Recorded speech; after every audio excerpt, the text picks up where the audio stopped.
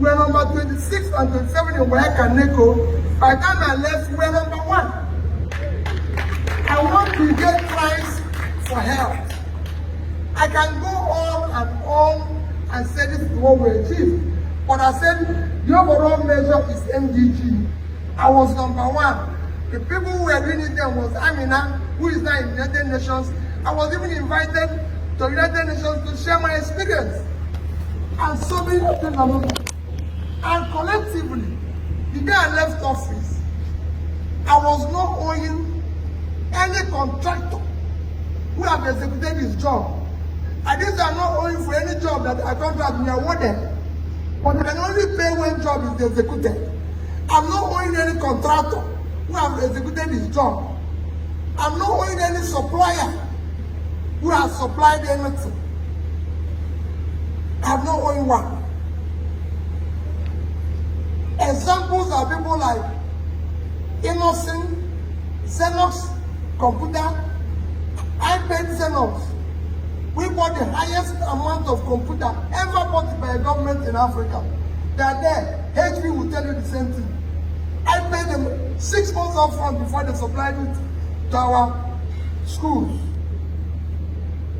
I paid Innocent 1 year before they delivered any car.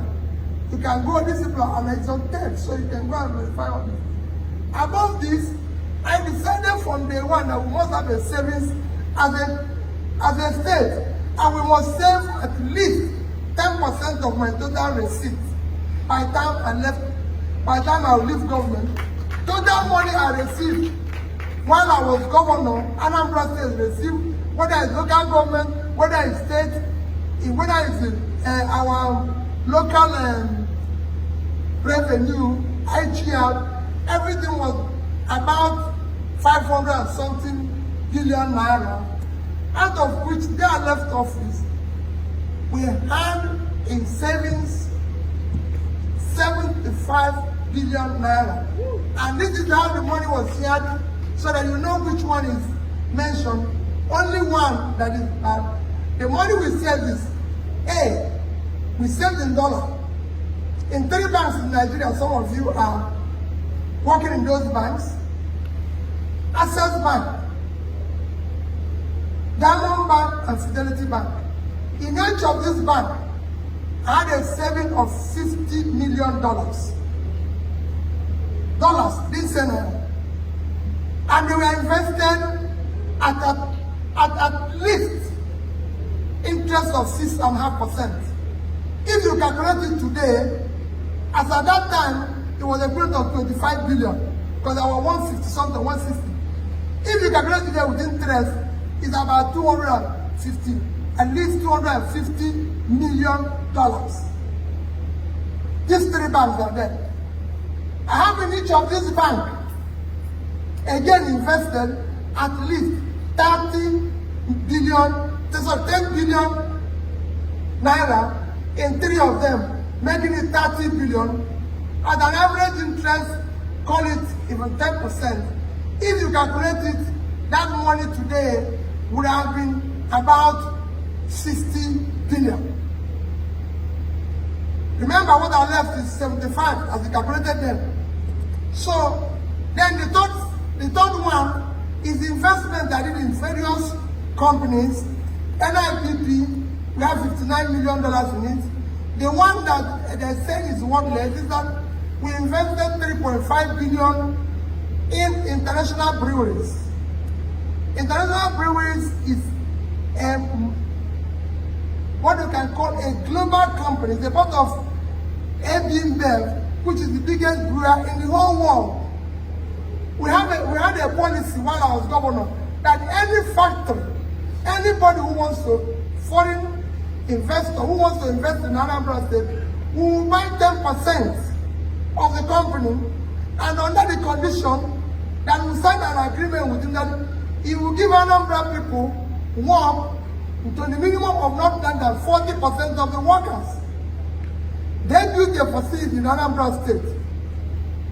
That facility is there today, employing directly and indirectly over 10,000 Anambrarians. They've been one of the highest revenue for the state. Even some of their waste, the biggest piggery we have in Anambra State, collects waste from them. There's so many things that company has done in terms of helping the state, transporters, this, that, and everything.